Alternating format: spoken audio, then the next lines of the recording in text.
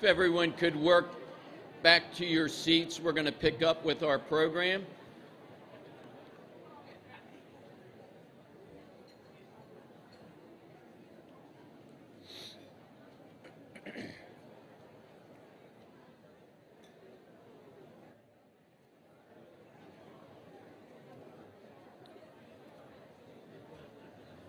Thank you.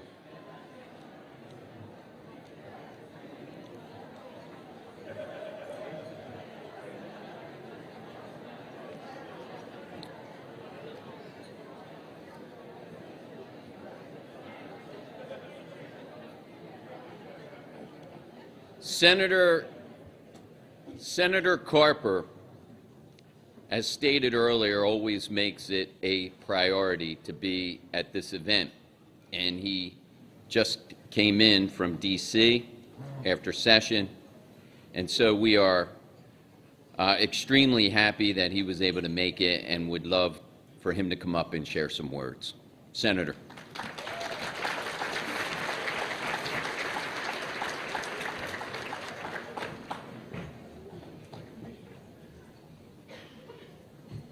Nice round of applause for our secretary. Thank you. Thank you. And I got to sit at the same table with Basha. Basha and her family came down to Washington. For years I've been hosting the Delaware Teacher of the Year, and their family, their friends, their colleagues, and we had just the best time. The Capitol Police are still talking about your kids. No, I'm not. No, you can be real proud of her husband is, as I recall, a police officer, so they know something about law enforcement in that family. I love this event.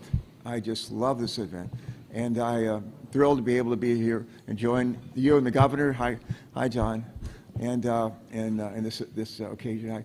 John knows, the governor knows that my sister and I were born in a coal mining town in Beckley, West Virginia, and my sister and I went to school. Our first school that we went to was a 4-room school, and each room had first and second grade, another room, third and fourth, another room, fifth and sixth, and so forth. My sister were in the same first and second grade room together. She was in the second grade, I was in the first grade. Our teacher was a woman named Mrs. Anderson. Remember her well. And how many remember your first grade teacher? How many love your first grade teacher? Always will. Always will. And we love Mrs. Anderson. Later on, we'd grow up and move away, grow up in Virginia. And I'd end up in the Navy on the other side of the world and find my way eventually to Delaware. And found a woman named Martha Ann Stacy from Boone, North Carolina, who was willing to marry me. And we later would raise a couple of kids, a couple of boys that are off into the world and grew up in public schools in the Brandywine School District. But when Martha and I, before we had any kids, we went back to Beckley, West Virginia, a coal mining town, where we'd started, my sister and I started our life.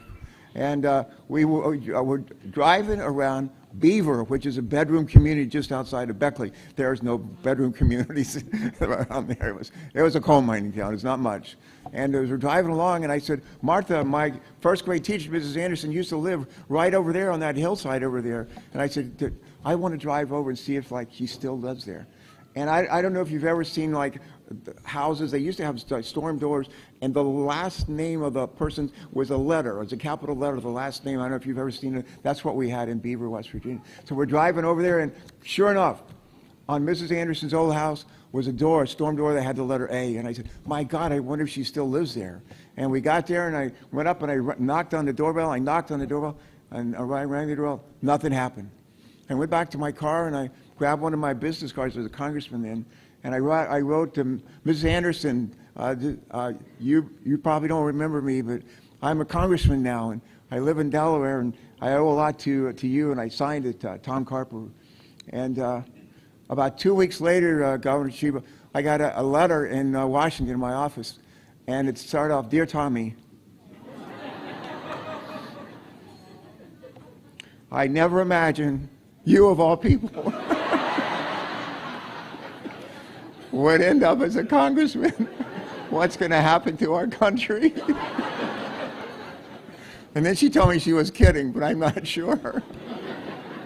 Anyway, from that day forward, every Christmas, I would send her a Christmas card. And from our family, and I'd write a handwritten note every time in the Christmas card. Finally, after she had taught for 45 years, and had a great retirement event. I could not go to it, but I sent a note, and they apparently, one of the things her daughter had done is pulled together all a lot of notes and letters and stuff like that. Everyone I'd ever sent, they saved. And they put it up on this billboard, like this bulletin board.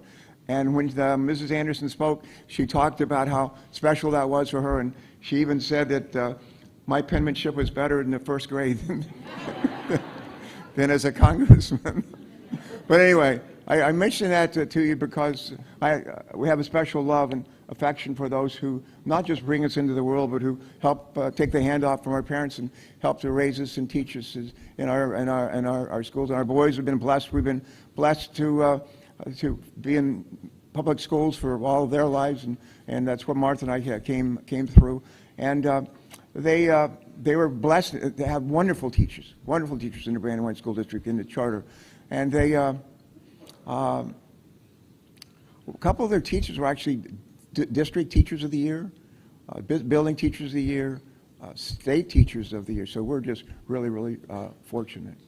I want to close with this. When John Carney was Secretary of Finance, he was my deputy chief of staff for a while, we came up with this idea to create a Family Services Cabinet Council to help work with kids early on, even before they were born, parenting training, just all kind of stuff. One of the things we did is we put a public school nurse in every public school, and we began opening not charter schools, but we began opening wellness centers in all the high schools. And now that has continued, and we've actually seen wellness centers. Governor I would know over one in the Colonial School District a couple of weeks ago with Senator Coons and Lisa Blunt Rochester and the U.S. Secretary of Education. But the idea is to bring services, and this is model. We're literally passed legislation in Congress, which actually takes what we do in Delaware with respect to taking services, mental health services right to the school, take it where the kids are, and to make sure that there are some federal resources, Medicaid, and the WIC program, Women and Children program, to help pay for those resources. So that's, I think there's a great partnership here. I think we're on the right track. And the question or the key is just to keep on keeping on. To everybody here who's been nominated to be a Teacher of the Year from your district, you're doing the Lord's work. I'll close with this. One of the questions, I don't know if you have a question that you like to ask people. Maybe you're at a table, you don't know anybody. One of the things I love to ask people is, what brings you happiness in your life? What brings you happiness in your life? And more than often, you'd be amazed. Most people say, I like helping people. I like helping people. There's no better way to help somebody to make sure they get a good start in life and have the opportunity to be successful and to achieve something for themselves and to contribute and give back. That's what you do. Thank you for doing it so well. God bless you all. Thank you.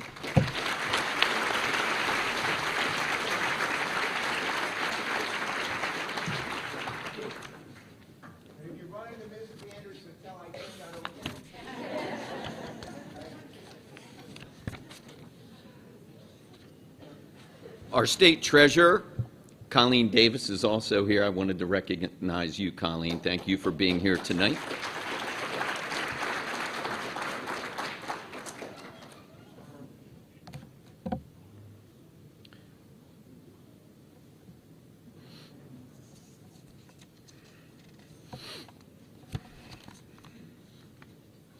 So I hope everyone enjoyed their meal. It was absolutely delicious. Dessert.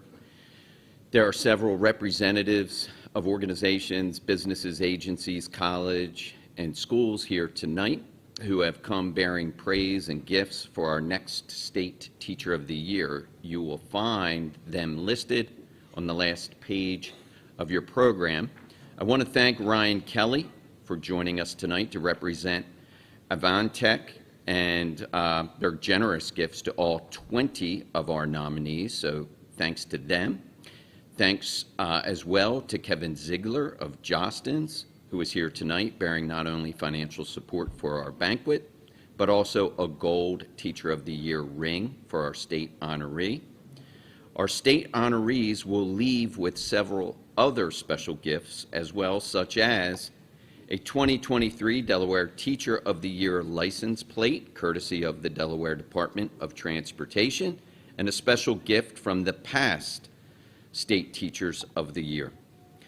We are blessed in Delaware to have institutes of higher ed that are strong partners with our K-12 schools and educators.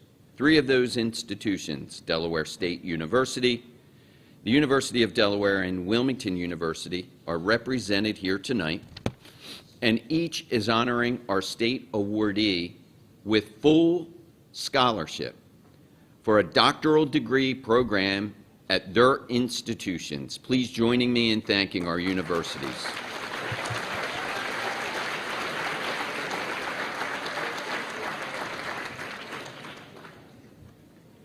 Before we move on to the main part of our program, we have a special treat. Let me rephrase that. A very special treat for you this year. Smyrna High School student and future educator Robin Annette Elizabeth Swinton is with us tonight, joined by members of her family. Robin brought home a first place award at the Educators Rising National Conference this year. I had the pleasure of meeting her at a state board meeting this summer. We invited her here tonight to share her message with all of you. Robin, please come forward.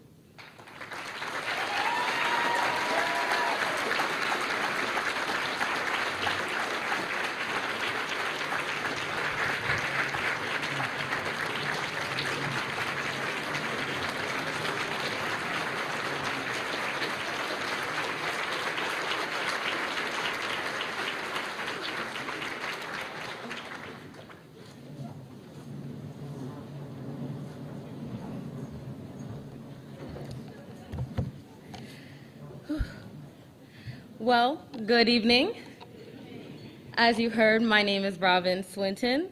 I am a senior at Smyrna High School, and this past summer I went to an Educators Rising National Conference, and I did public speaking. Now, for me, public speaking has never been something imaginable as something that I could do, because within my education, I so often felt so silenced and small. How can someone with no voice speak? I always questioned. Despite this, there was someone who saw something within me, and I had no clue it was there. Miss Jenny Fercucci showed me that within me there was the ability to change the scope of the world. And all I had to do was relinquish my fear of ruffling a few feathers and decide to just shake the whole table. So, she instilled in me one singular thing. How can someone with a voice not use that very voice to speak for others? And for that, I am eternally grateful. The topic of my speech was on at-risk students within the school system and what our education is doing, rather what it's not doing, to close the gap for students falling behind. After 2020, the world underwent a massive change that affected our daily lives in almost every sense. With the pandemic's detrimental impact to the post-pandemic world is undeniably effective in aiding those who need them.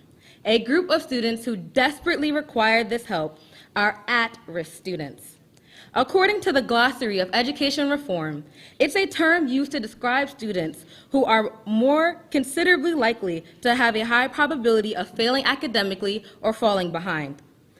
During the pandemic, the disparities between students began to surface more than ever before. The leading discussed factors of students falling behind tend to be lack of resources, a unproductive home learning environment, and non-proper emotional and social support through virtual learning.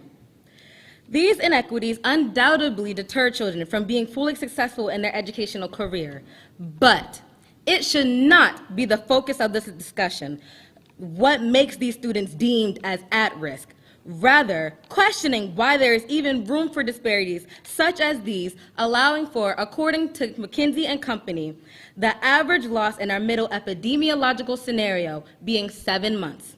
but Black students may fall behind by 10.3 months, Hispanic students by 9.2 months, and low-income students by more than a year. Reading this prompt, I came to understand one of the first practices of our school systems that immediately creates a separation between students, deeming certain as at risk. Placing the insinuation of failure on students as early as they start their educational career is an excellent method of forcing those students into a pre-built system of prejudice and demonization used to shame them for their backgrounds in which they have no jurisdiction over. This constant association with inadequacy only fuels a phenomenon coined as the stereotype threat by researchers Claude Steele and Joshua Arneson. Defined as the risk of confirming negative stereotypes about an individual's racial, ethnic, gender, or cultural group. After a study showed these students performed worse on standardized tests once they were reminded by their administrators that compared to their white peers, ethnic students tend to do worse. When there is no positive representation for you or your group, how would you see yourself? How can there be an expectation for learning when the teachers, authors, heroes don't look like you? At my own school, there are multiple works of art of white figures praising their white history, but not even a week after a mural of Angela Davis was placed upon the walls, an influential Black female political activist, it was scrutinized and covered for removal. When you are made to relentlessly fight for your self-expression that is deemed unwanted or inappropriate, sooner or later would you not paint yourself as both the victim and the villain of your own story? When answering the question, what strategy should school systems put in place? We must carefully consider all the attributes that our school systems lack that create the gap between students of ethnic or diverse backgrounds and white students.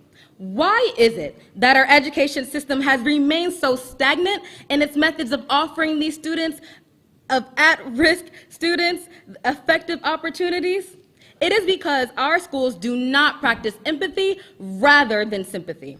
It is very simple to offer a student sympathy for the situation of life they have no jurisdiction over, but it requires effort and compassion to strive to gain them the same possibility for success that all students should be entitled to. It takes little exertion to notice that a child is lacking resources at home and to give them a laptop. But it takes consideration and moral responsibility to give that same child the knowledge and context to understand why they are just as deserving of prosperity despite their background. Sympathy is acknowledging a child struggling and calling them at risk for failing. But empathy is researching that child's experience and your own while still comprehending that that child has a fundamental right to succeed.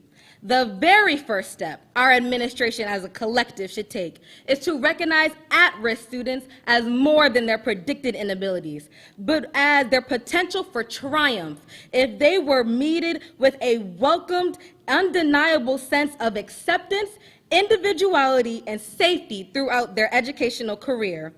No longer shall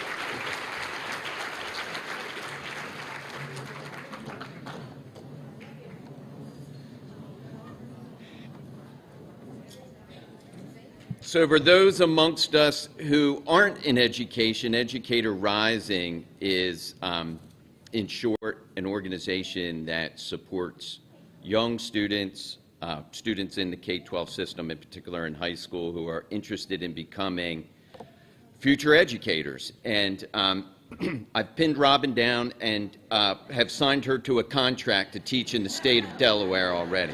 She must come back. Robin, thank you for joining us tonight and for inspiring us all. And of course, we have much more inspiration to come. Now the part of the program we look forward to each year, the chance to meet our 20 outstanding nominees. Each of the candidates represents the very best qualities of the profession of teaching. Each has the respect and admiration of students, colleagues, faculty members, teachers, parents, administrators, and members of our community. We have a special online viewer tonight, our Christina Teacher of the Year, Jen Cohen.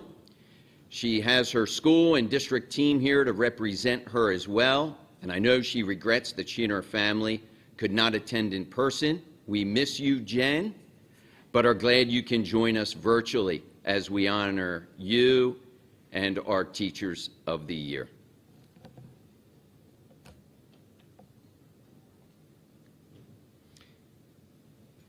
So at this time, normally, or in the past, I should say, we would bring our Teachers of the Year to the front and sit in front of the stage. But because of our setup this year and this new venue, we're going to ask our Teachers of the Year to just stay with your friends and families and colleagues. We're going to darken the room, and now we are going to play a video.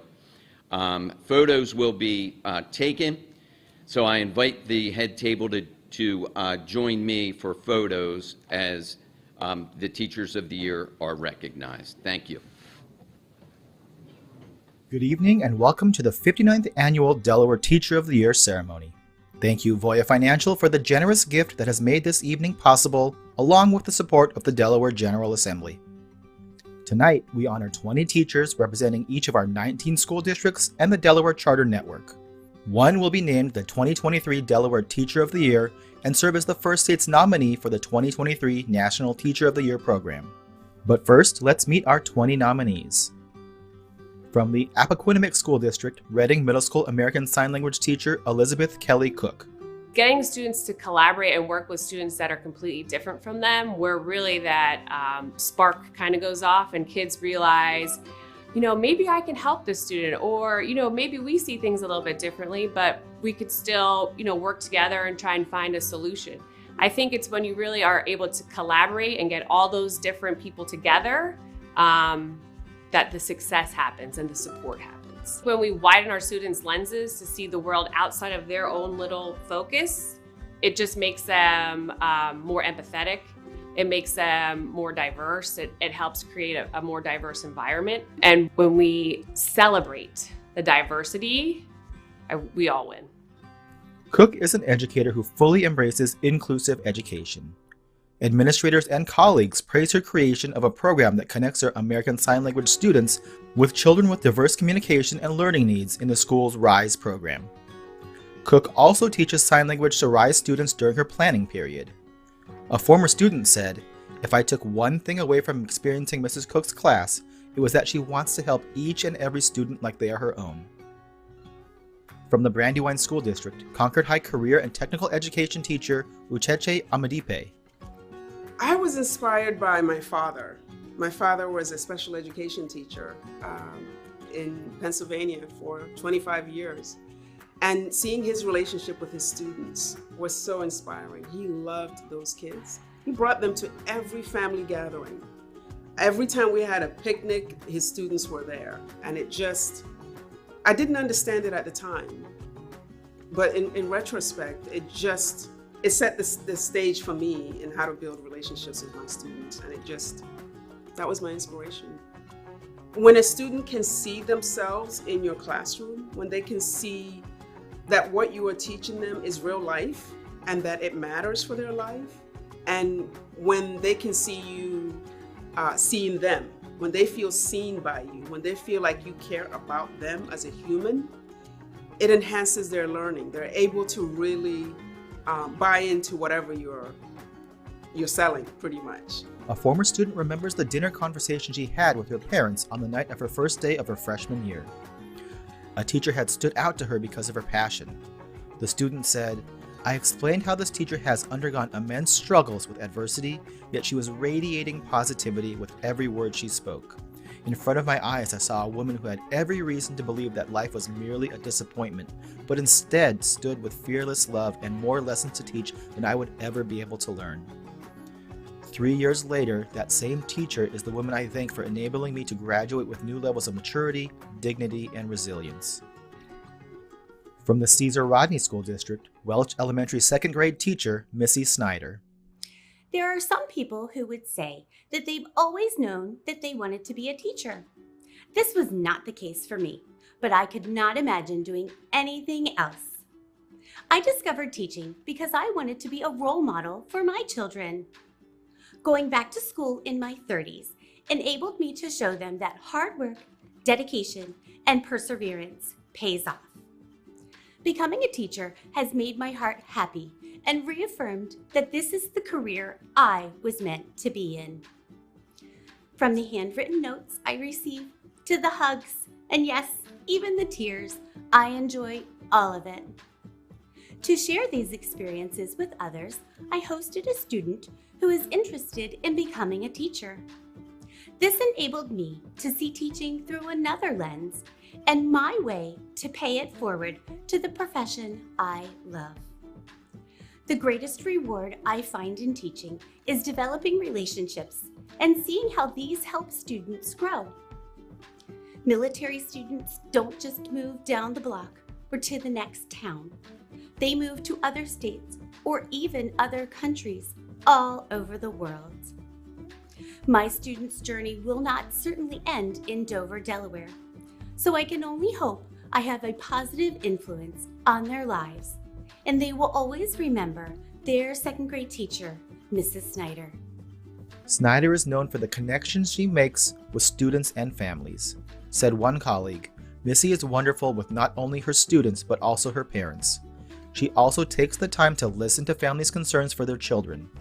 She understands the difficulties some families face, especially with our military parents being deployed, and she makes sure she shows her support any way she can to make parents feel that their concerns and their child are important and matter to her.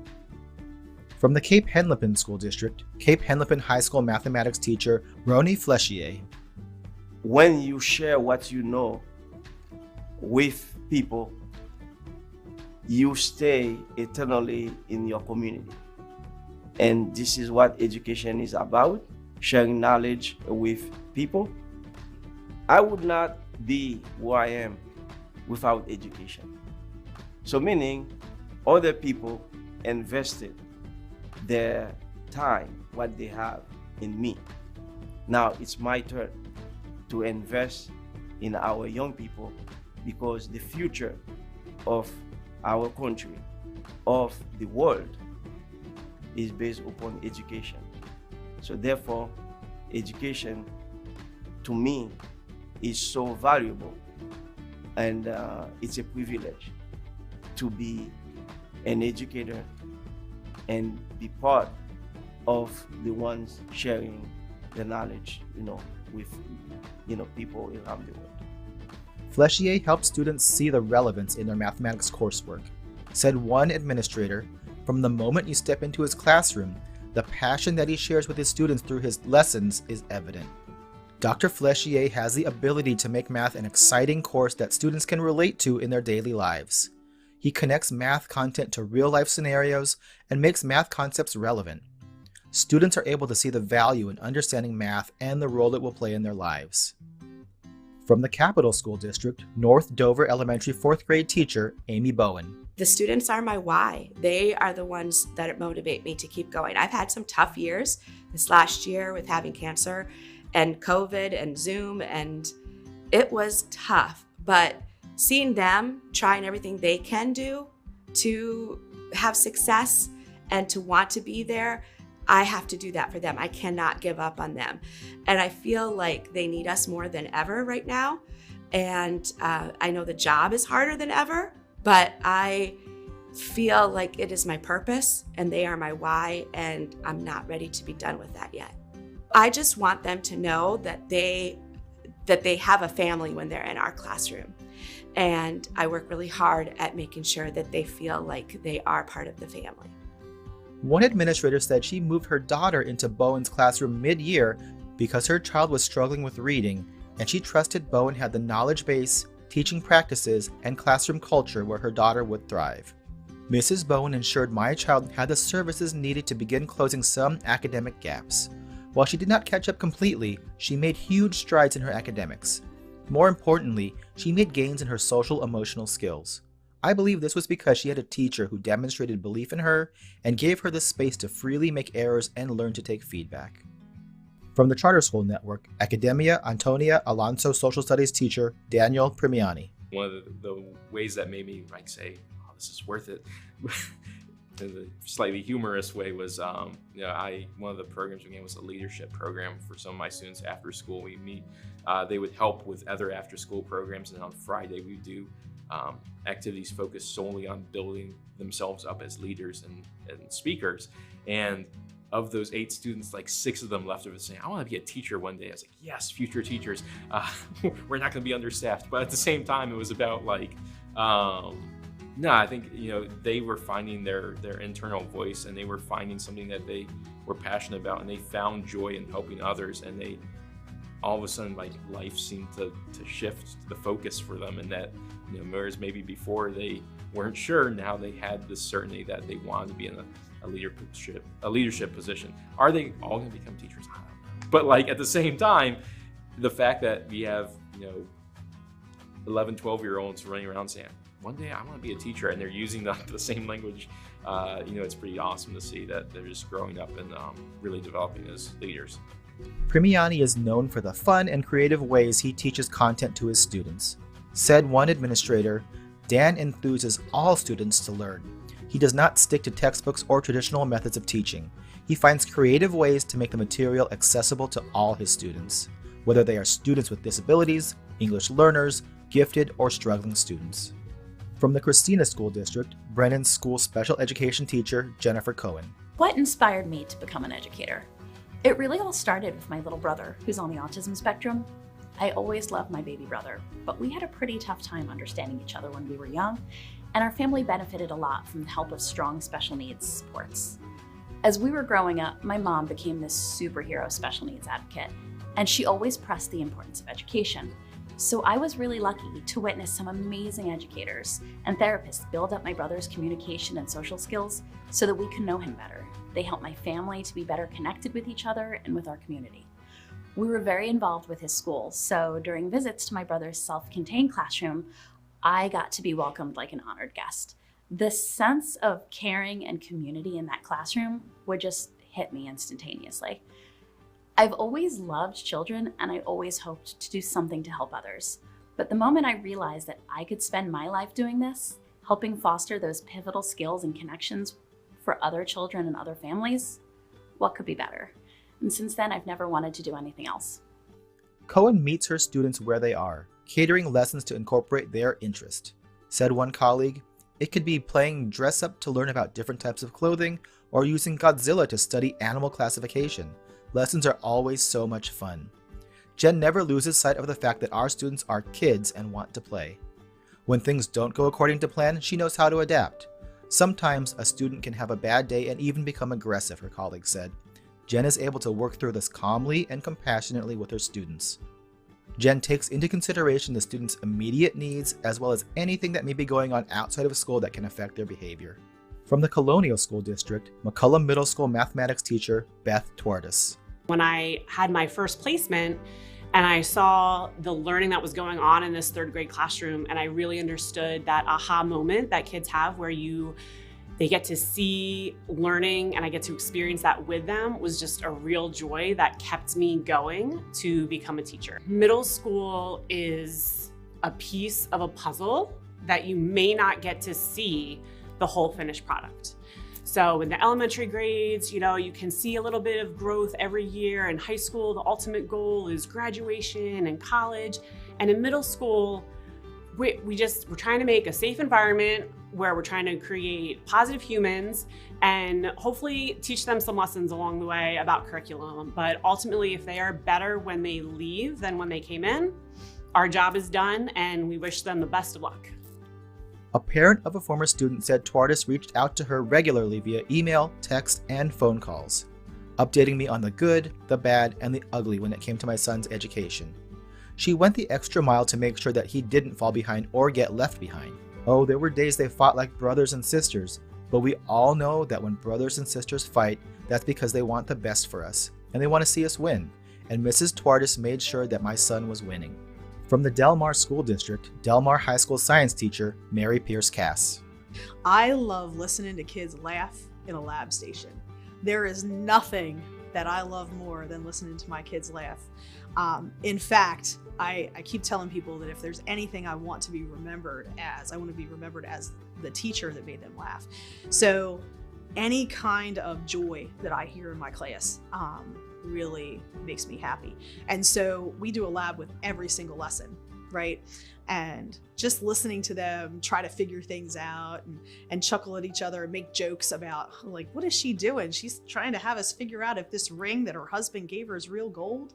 Like, what is this? We got to do this water displacement test. And, figuring out that the specs that I gave them from my ring makes it aluminum, right? And my husband's in the same building, so then they give him a hard time during hall duty, and he comes up with this crazy story that he smelted the very first Coke can we ever shared together, and that I needed to give them the whole story. And then they come back and they're laughing about the Coke can part of it, and just like having fun at work is really, I think, why I like teaching the sciences.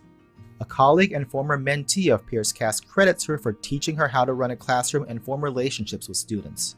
It is obvious how much she is loved by her students. She takes personal interest in their lives as individuals to build respectful relationships. Mrs. Cass also makes it a point to do her best to make sure that all her students feel recognized for their accomplishments. The best thing about her Wildcat wall is that its purpose is not just for the students who will always score high. She acknowledges other accomplishments, like improving a marking period grade, so that all students have the chance to be recognized for their accomplishments.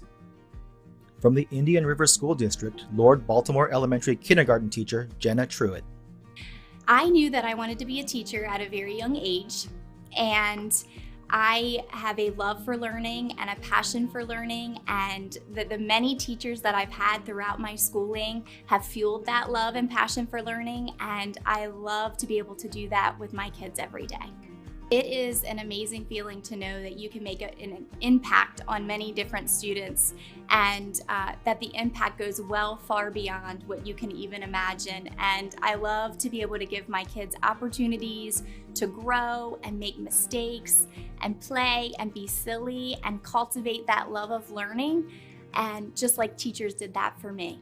Being able to see those kindergartners come in September and then they leave me in June, and the amount of growth and the aha moments and their stories, and to see that I have passed on a love of learning and allow them to understand that it's okay to make mistakes, and that's how our brains grow.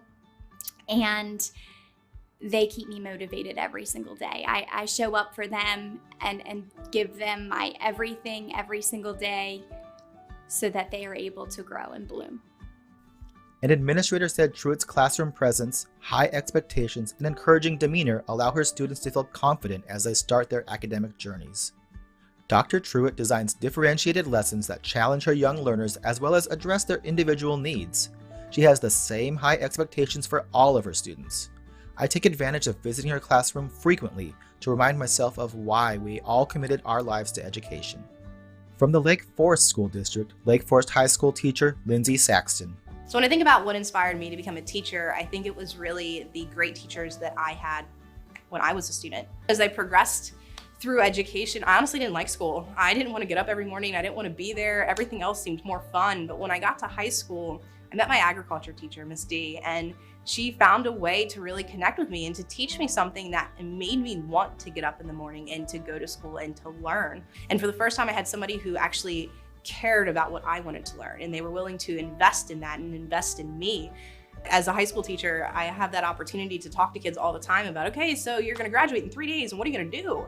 And that fear in their eyes, I remember it. I remember that sense of unknown of, I guess I go to college and I guess I'll figure it out from there. But the moment we were actually at a camp, it was officer leadership training, and we were walking on this very wooded trail, super epic environment for this moment in my life. And that's when it clicked, and it was like, everything was perfect. Everything made sense. I was meant to be an agriculture teacher, and all the things that I had done in high school had led up to that moment. And now to the moments that we have here, where I get to help these kids through the FFA competitions that I've been a part of. I get to teach the kids how to work in the greenhouse just as much as I loved it. And I hope that I can become that home for students, just as my agriculture class was home for me, teaching them something that they want to learn and being their reason to be able to get up every morning and come to school. Saxton's commitment to her students doesn't end when they graduate. One former student who earned a national FFA officer position said that in the year following his high school graduation, she continued to mentor him as he served in this role. During this time, her assistance and coaching looked like connecting me with some of her mentors that span across the entire nation and meeting me in her classroom at 6 a.m. 3 days a week to conduct mock interviews and listen and evaluate speeches that I had delivered. From the Laurel School District, Laurel Middle School English Language Arts teacher Erin Rosano. Teaching is one of the most influential positions in society. Teachers hold a tremendous amount of power, and that power should not be taken lightly. When I decided to become a teacher, I had no idea just how much it would positively impact my life. I truly love it. I love my students.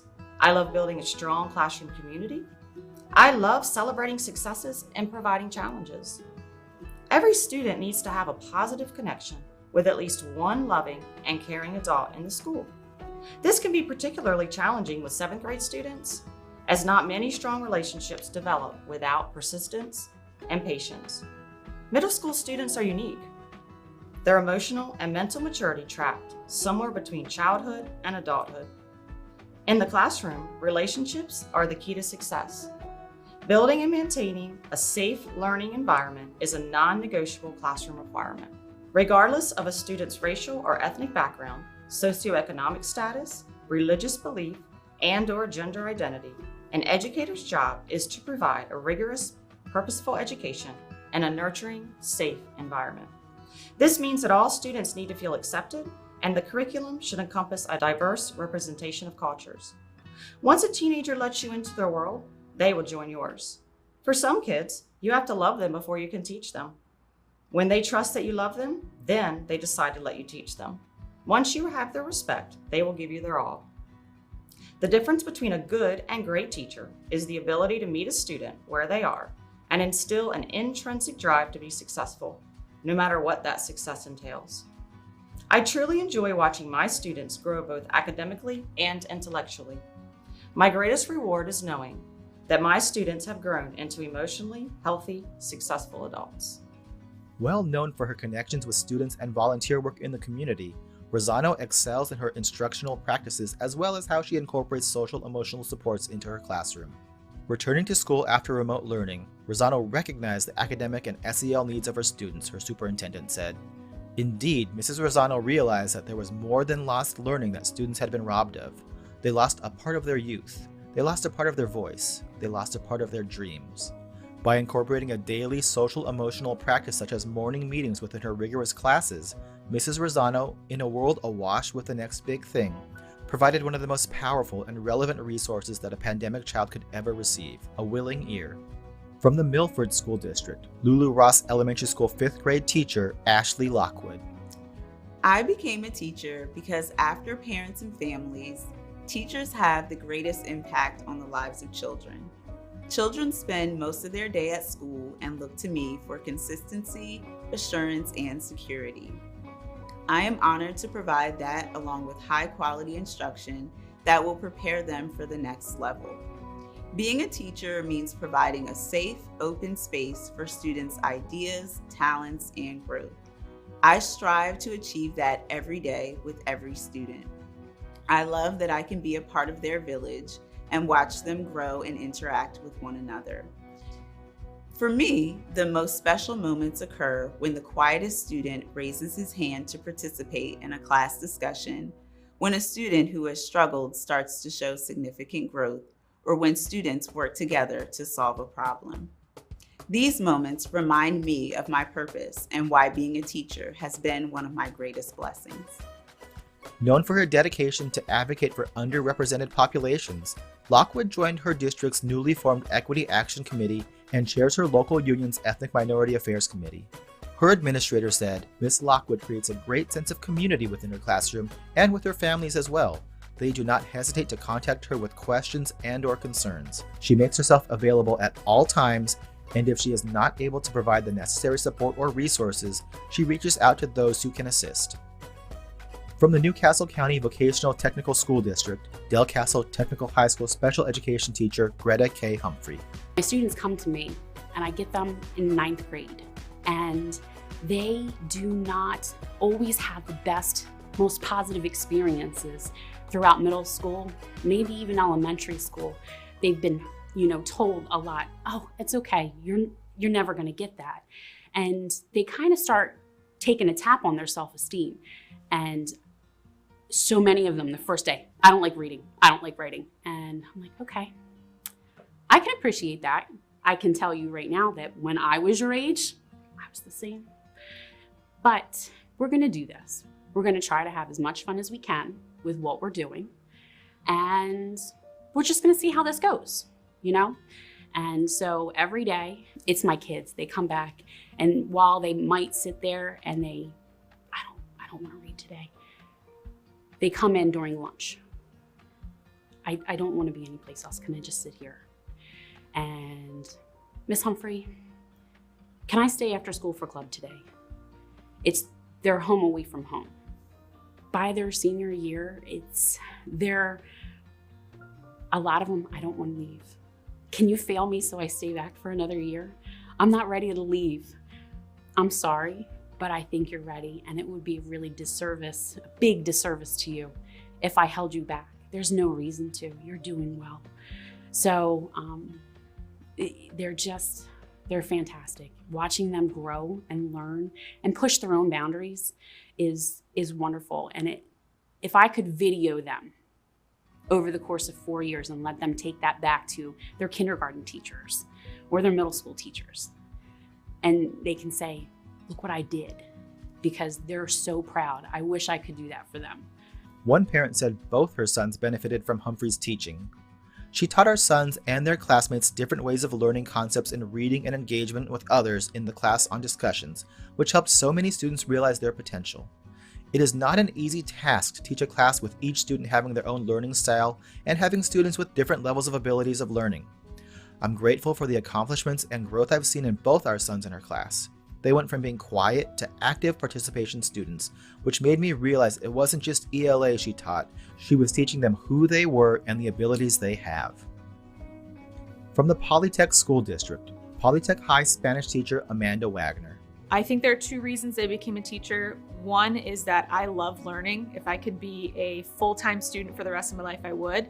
And I find that as a teacher, I'm not only teaching every day, but I'm also learning every day, whether that's from my students or colleagues or just any other educator that I speak to. I feel like every day I'm learning, and that excites me. And I also am a teacher because of my teachers. When I think about my upbringing, I think about all of those relationships that I had with my teachers, and I can name every single teacher I had from 1st grade to high school. So the way that they made me feel as a student, and I felt important and safe, I want to pass that on to my students. I feel a great responsibility when I have students that come back to me, whether it's good or bad. I am honored that they consider me to be someone that they trust, and I feel like I just feel very honored to have earned that trust from them, and my colleagues do as well. And like I said, we keep in contact long after they graduate. We like to celebrate them not just while they're in the classroom, while they're getting good grades or passing a test or graduating, but when they get married, when they have kids, when they get a degree outside of school. So yeah, it's a big responsibility because I'm like one of their adults now, but I am honored to be that way. Wagner is known as the teacher who will go the extra mile in and out of the classroom. Said one colleague, Amanda shows excellent compassion for her students while holding a steady line between friendship and professionalism. She's known for organizing school events that engage those from all student groups. She possesses an instinctive ability to develop events that will maximize student participation and entertainment value, while most importantly allowing inclusion for everyone. From the Red Clay Consolidated School District, Cab Callaway's School of the Arts English Language Arts teacher, Terry T. Pruitt. Every day, we impact how our students evaluate their learning and achievement. Our mindsets influence students' lifelong mindsets. And although scholars debate the nuances of the growth mindset, I've experienced that the more I show my students I believe in them and the more grace I allow them, the more they achieve. I tell them all the time, everyone is a work in progress, and believing you can learn, believing you can get there is half the battle. Teachers' classrooms are all similar, K through 12, because we all have young people who come to our rooms where they are and with what they know. We're charged to build on their foundations regardless of their age or our content. No one in our room is there yet, and some have quite the way to go. Fortunately, we can support them in many ways through teaching for mastery of learning, back mapping assignments, providing actionable feedback, allowing resubmissions of work, and providing accommodations for all students. We can teach them all.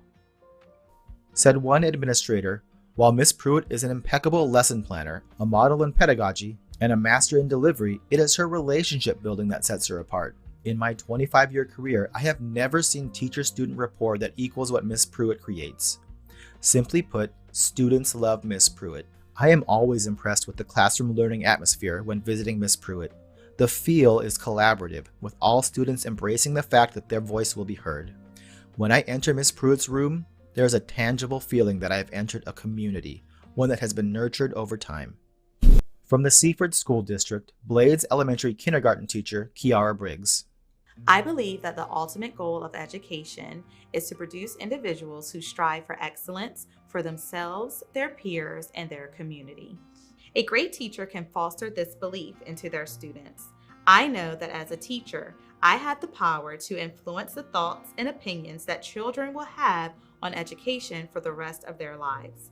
I want my students to know that when I become their teacher, they gain a lifelong supporter in and out of school. When my students, past or present, walk into my classroom, I want it to be a place where they know they are loved, safe, and cared for. The relationship matters. An outstanding teacher instills a passion for learning inside each child. I provide my students with opportunities to grow, become critical thinkers and problem solvers, along with teaching them to be self-reflective. I believe that it is best practice for my students to actively participate and be held accountable for their learning. When they see their growth, they are inspired to do even better. My students taking ownership of their academic success is the ultimate reward. Being a teacher has given me the opportunity to make an impact on my community. The children that I see every day are the futures of this great community, which makes the foundation that I strive for to build extremely important.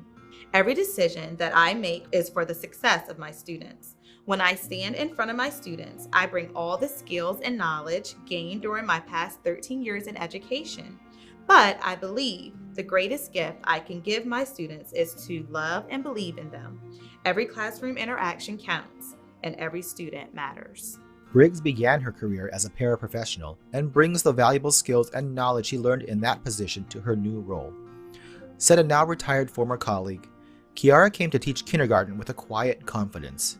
I immediately noticed her calm and nurturing voice with her students. It was quite evident that teaching was a joy for her, and it was contagious in her classroom. When the pandemic hit and learning switched to virtual instruction, Briggs became a leader even among her veteran colleagues. She led our kindergarten team and our staff patiently through uncharted territories. Personally, she took me under her wing to help me learn how to navigate in this new way of teaching. I absolutely could not have done it without her. It was obvious that her teaching abilities were not limited to her kindergarten students. From the Smyrna School District, Smyrna High School Social Studies teacher, Lindsay Aleksich. It's really moving to see, particularly teaching ninth grade. You know, you get to see these like little teeny ninth graders who have no idea what's going on. And then they blossom into these amazing seniors and then college students. So to know that I played even a really small impact in that really keeps me going. So I have a couple students. I have one who's going to be a teacher, I have one that's studying to be a lawyer.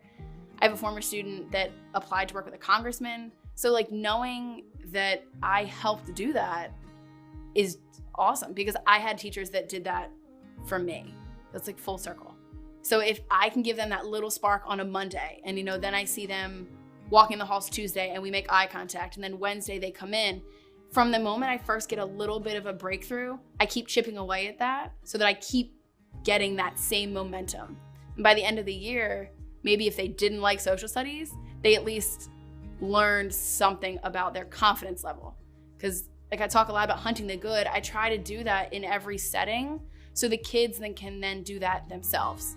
One student said he had some apprehension entering his first honors level class as a freshman, but she made it apparent from day one that she was there for her students. As someone who sees their future in the law and government sector, Mrs. Alexic has become more than a teacher to me. She's a mentor, an inspiration, and most importantly, the best teacher I've ever had, he said. From the Sussex Technical School District, Sussex Tech High School social studies teacher Matthew Lewis. We know that schools are a microcosm of society, but they're also the heart of any community. And you hear that old phrase, it takes a village, to raise a kid. And it's so true. And it coming from like a small town, everyone knows everyone. For the most part, I think people really, really value that. That you can look at your next door neighbor, or you can look at a teacher or a coach, and there's a strong connection there. I've always wanted to be a part of that, and getting into education and getting into the school system meant that bond in the community was only gonna grow stronger and stronger through time. And that's something that I've always desired. He's a teacher who pushes his students to find what is inside of them and encourages them in their gifts. One former student said she entered his class as a shy freshman, trying to hide in the back of the room. Thanks to Mr. Lewis's encouragement throughout the year, when it came time to choose her end-of-year project on the Industrial Revolution, she chose a spoken word performance. I decided to expand into poetry, which was an uncharted territory I simply only admired from afar. After I had presented my piece, I simply looked up and saw the stunned faces of my classmates that had not really heard more than a mouthful of words from me the entire year. Beyond them, however, stood Mr. Lewis with the proudest grin on his face, what came across as a home run moment. And finally, from the Woodbridge School District, Phyllis Wheatley Elementary 4th grade teacher, Sarah Burris. One thing that I really love about teaching is the fact that I get to go to work every day and every year and learn something from my students and families that I've never learned before. Like, I'm a lifelong learner. So for me, I go in with a fresh slate, and I always say to my kids, like, I can't wait to learn from you as much as you're gonna learn from me this year. I believe it's important to have a family type environment in your classroom to foster learning because, especially with the pandemic, we haven't been able to be together as a group, as a community, and learn how to communicate with others and socialize. So I feel like we need to come together and learn how to be a family and communicate before we can even reach a student academically. I feel like they need to be comfortable and feel safe before their brains are ready to learn.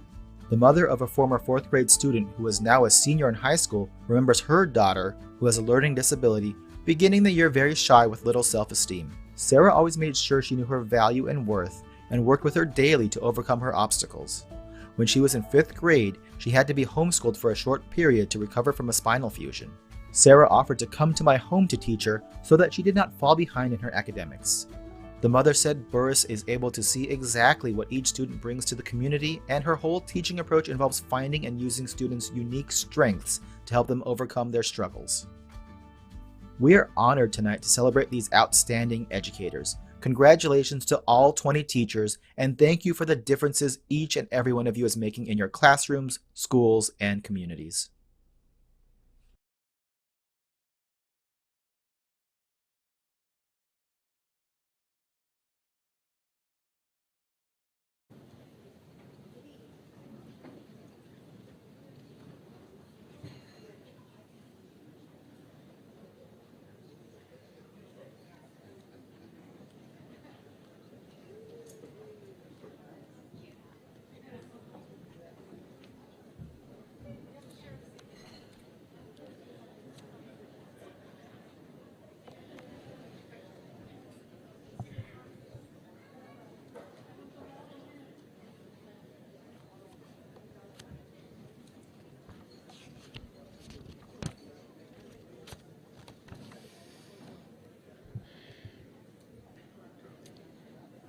A special thanks to Daniel Sato of the Government Information Center for producing the video and annual highlight of this special night, and to Wade Steimling for helping us stream our program so your school communities and loved ones can watch as well. I also want to thank my team who helped, check that, who made this night possible. That's Allison May, Jen Roussel, Angela Batty, pardon me, and Pat Zeeland. Amazing, thank you.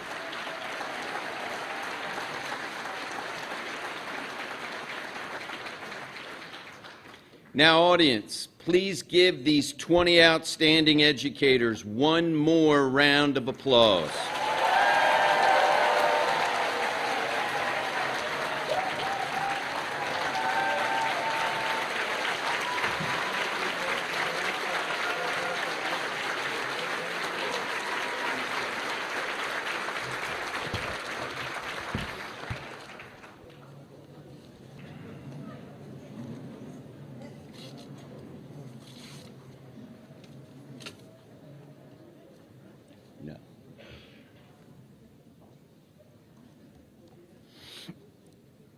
Most of us had a special teacher or teachers who helped us get to where we are today in life, whether that be identifying a learning challenge that we had,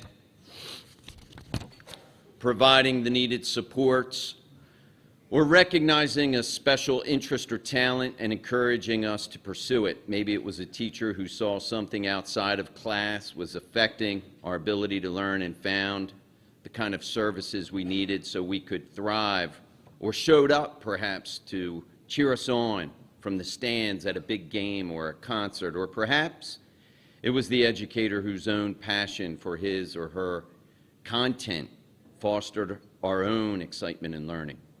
Our 20 Teachers of the Year have influenced their students in profound ways, some obvious, maybe not as much with others. Those are the teachers we're celebrating tonight, and together, all of us in this room honor them for representing our profession in the best qualities of teaching, so we congratulate them. Each year, we bring together a committee representing teachers, administrators, families, and students who review a group of dedicated teachers searching for the person who has the skills, commitment, and passion that each of us saw in that incredible educator that we remember. The teacher they chose must exemplify the dedication, talent, caring, and energy that makes a State Teacher of the Year. In your programs, there is an explanation of this process. The committee uses that process that the committee uses in selecting our State Teacher of the Year. As our nominees can attest to, it is quite a rigorous process. I'd like to give a special thanks to our observers. They go in and observe the 20 teachers in their classrooms. We have readers and judges. We thank them for their conscientious and enthusiastic contributions to the selection process. Their names are listed on the back of the program. To honor all of our nominees, each one will receive a cash grant of $2,000. The person selected as State Teacher of the Year this evening will receive an additional cash grant of $3,000 plus $5,000 to be used for the educational benefit of his or her students. In this night of excitement, we traditionally thank our reigning Teacher of the Year. Joshua Tabron has been Delaware's Teacher of the Year for the past 12 months, and tonight she relinquishes her title to one of our 20 candidates. She has represented Delaware well.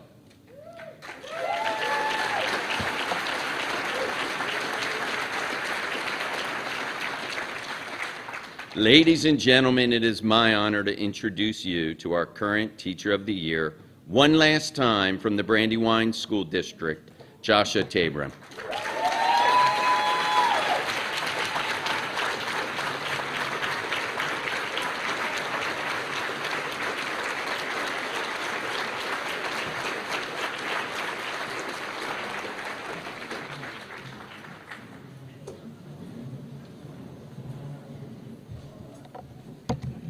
Good evening. Can you guys hear me okay?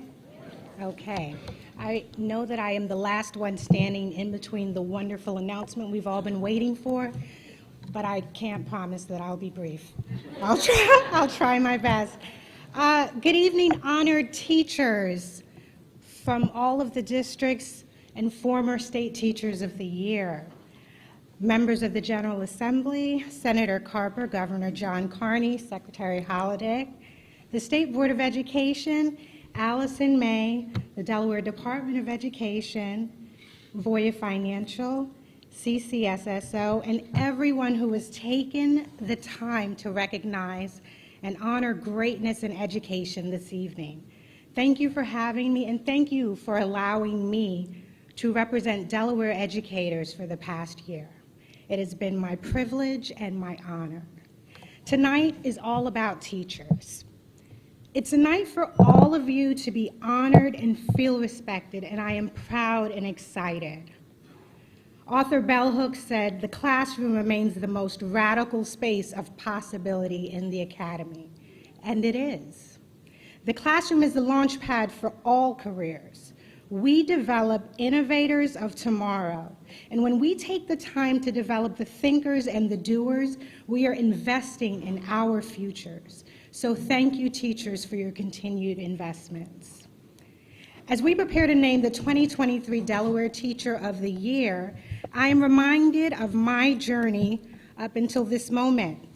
As the 2022 Delaware Teacher of the Year, I'm still standing by my message of community and commitment to the work.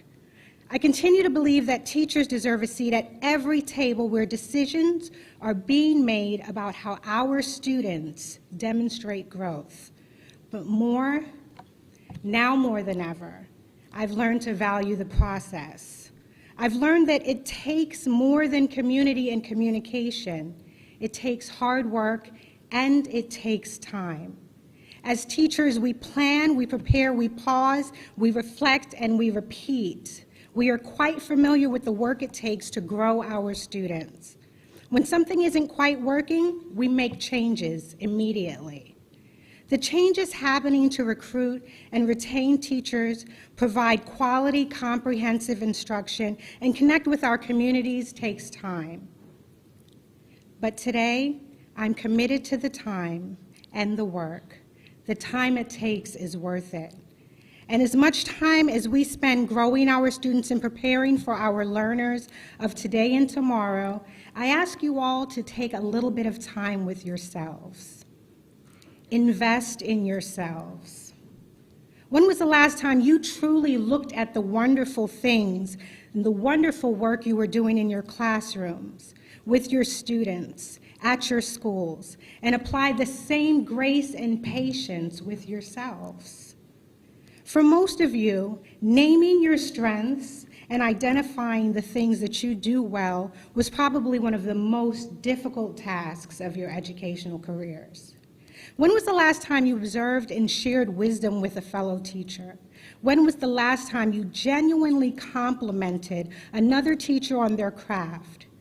We know the work it takes, and we need to take the time to support and build with each other.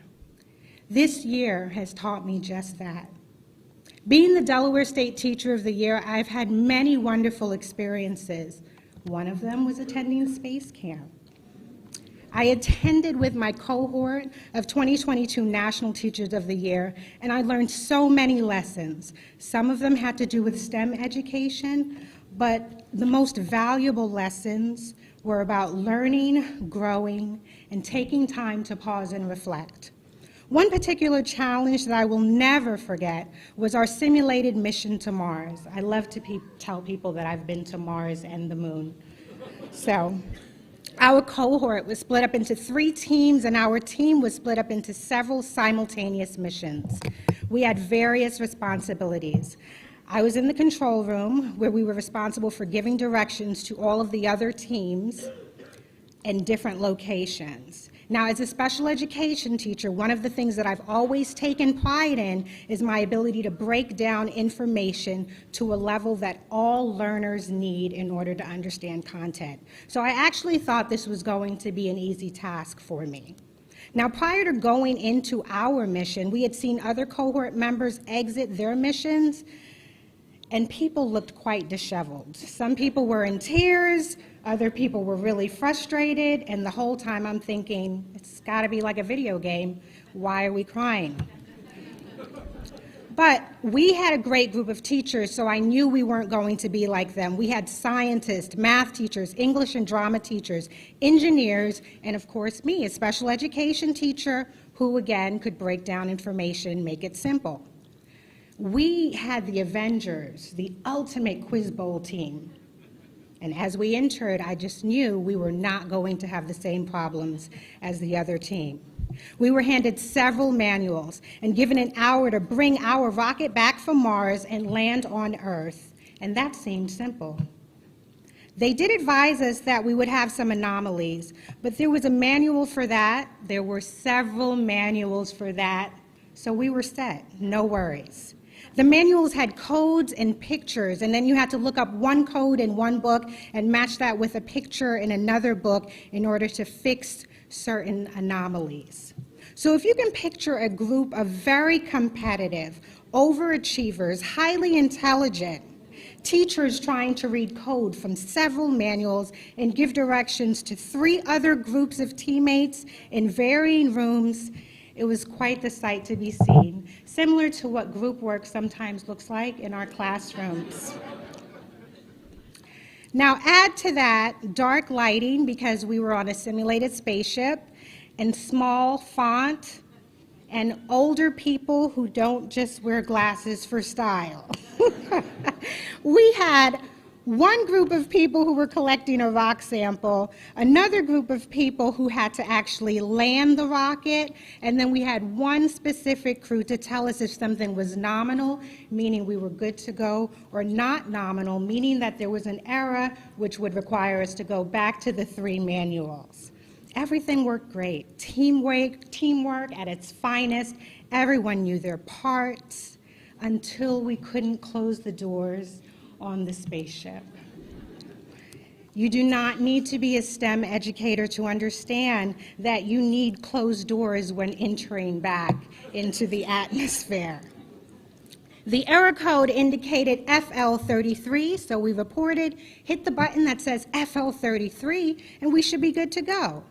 So my cohort of teachers all took turns saying FL33, push the button that says FL33. Now, if you cannot close doors, again, we talked about that. The entire rocket is going to catch fire. Everyone who is on the rocket will not make it back to Earth. The doors were still open. They wouldn't close. There was no button among the hundreds of buttons that said FL33. So at this point, after the 10th or 11th time of us saying FL33, do you copy? Our teammates said, we copy, but we do not see that button. At this point, I could see people getting ready to cry, and I said, this must be what was happening with the other team. I said, hey, I need you guys to understand something. Let's just laugh about it. It's a great experience. It's not a real rocket. No one is going to be harmed. And then someone starts playing, it's going down. I'm yelling, timber, you better move. And we laughed and we danced and we lived to tell the story and learn another day. At the end of the mission, one of the teenagers who was working in the room with us came over and he said, FL stands for fuel level. We just thought everybody knew that. So the button in the other room says fuel level, and it is the 33rd button. No one knew that. There were so many lessons that I took away from that experience. In that moment, I felt like the child in the classroom who has no idea what's going on, despite all the directions being given by the teacher. I felt like the teacher in the classroom who has planned and created resources, but only some students seem to be understanding the material. And I felt like the school district who's decided, we've given them enough time, let's evaluate progress and see where they are. At the end of the mission, the only thing that I could think about was how much more effective we could have been if we had time to reflect, revisit, communicate, and come together as a community to see how we could have improved this system. We are all teacher leaders, and I challenge you all from this moment on to encourage and mentor one another by simply being there to help others find the best that is already in them. Take the time. Change and growth take time. We need to invest in ourselves so that we can be here for the long haul. This evening, I challenge all of us to celebrate the excellence we see in each other. Take time to recognize greatness and growth, name it, share it, and watch it grow even more. You all have made it here as the top 20 teachers from our great state of Delaware, and that is not a small accomplishment. It is also no mistake. Just watching the videos, there is no doubt in my mind of your greatness. Don't doubt your ability to do the work that it takes to provide comprehensive, rigorous, and culturally competent educational experiences for all of our students. Don't doubt that there is power in being there and taking time. Don't doubt the power in conversations, connections, and building community. My work is not done. Your work is not done either. Don't take time for granted. Rest if you must, but don't doubt that it's in you. It's in all of us. May we continue to take the time and go forth and grow. Be safe, everyone, and take care.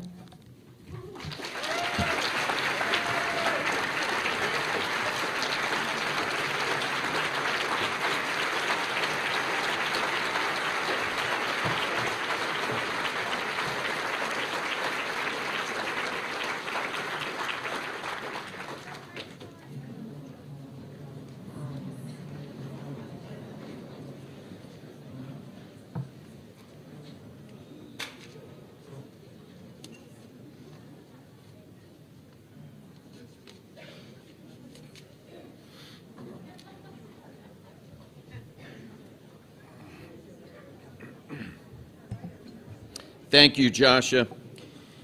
And now the moment we have all been waiting for. It is a pleasure to introduce to you once again the governor of our great state, the Honorable John Carney.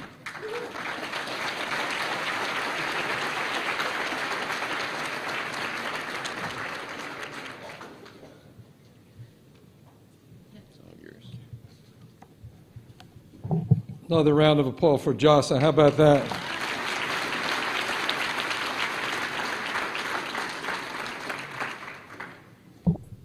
Okay, crew, let's push FL-33 and land this rocket ship with the door closed. The Teacher of the Year is Ashley Lockwood of Norfolk School District.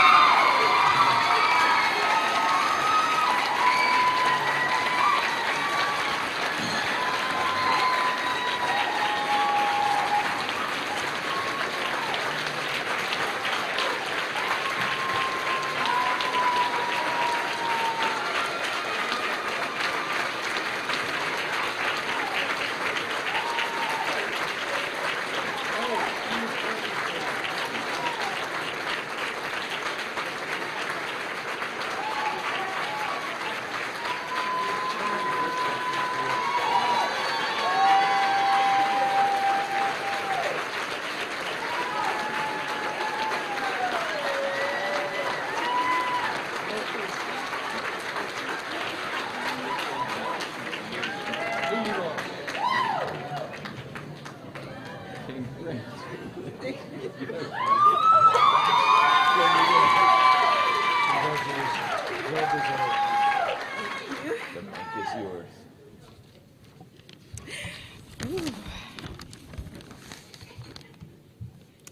Thank you, everyone.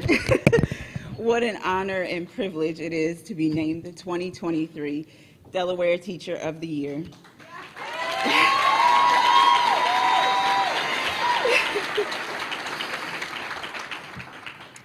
Teaching children has been one of the greatest blessings and gifts that God has ever given me, and for that I will be forever grateful.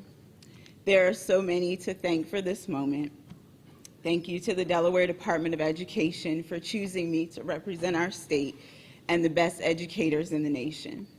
Thank you, Allison, for coordinating the Teacher of the Year program and for all that you've done for all of us during this process. I have the honor of being a member of the 2023 cohort alongside 19 teachers who embody what it means to be outstanding educators.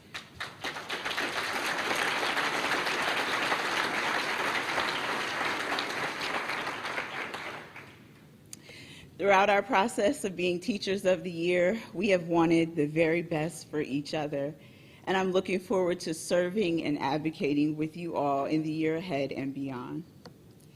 Thank you to my students who deserve nothing less than my best every single day. I hope that they know that they teach me just as much as I teach them. Last school year, my students said, "Ms. Lockwood, you know you got Teacher of the Year because of us, right?" And there is never a dull moment in a room full of fifth graders all day, and I wouldn't have it any other way. They are right.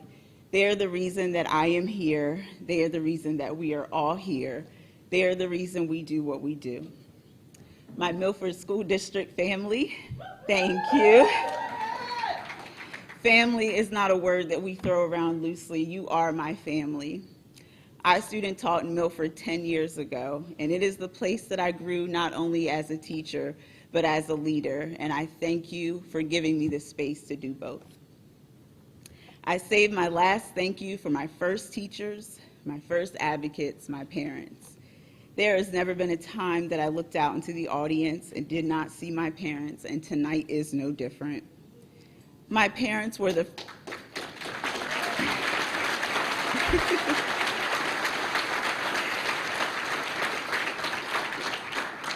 My parents were the first to show me what can happen when you expect greatness from a child, when you speak only positivity, encouragement, and love into a child's life, and the words thank you will never be enough.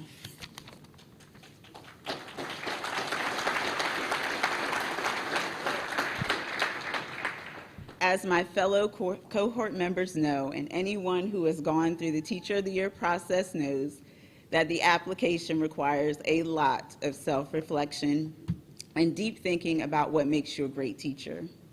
Going through this process, I realized just how much of a collaborative effort great and effective teaching really is. Yes, we stand alone in front of our students, but in order to see progress, make changes, and improve student outcomes, strong collaboration among teachers is necessary. We have the nation's attention right now, and now is our time to intentionally create spaces that give voice to our students and to our fellow educators. There probably has never been a better time for us to make our needs known and to work together to see that those needs are met. In this coming year and beyond, I'm looking forward to advocating for those needs and shedding the best light possible on our profession. Thank you again to the Delaware Department of Education, the Teacher of the Year Selection Committee, to everyone who is here tonight, and to everyone who believes in and supports teachers and education. Thank you so very much.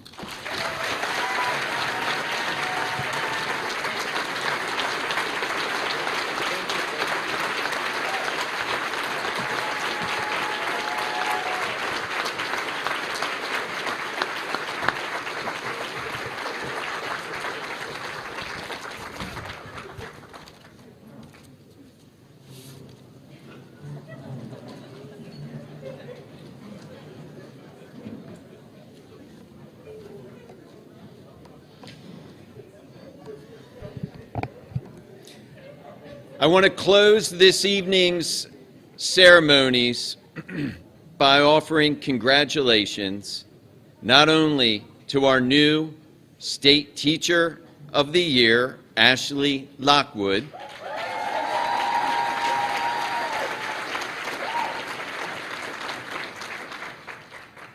But to all of the candidates here tonight, yes.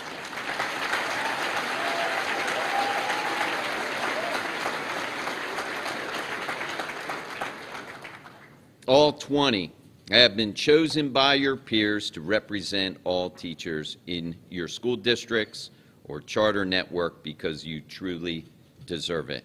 Finally, I would like to offer my sincere thanks again to Voya and our General Assembly for their leadership and incredible generosity and support of our Teacher of the Year program.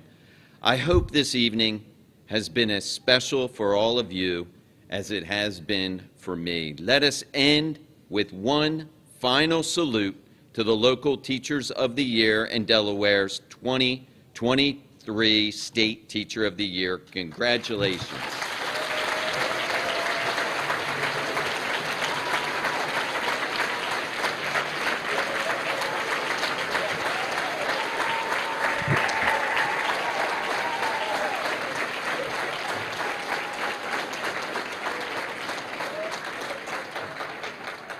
Have a wonderful night, everyone.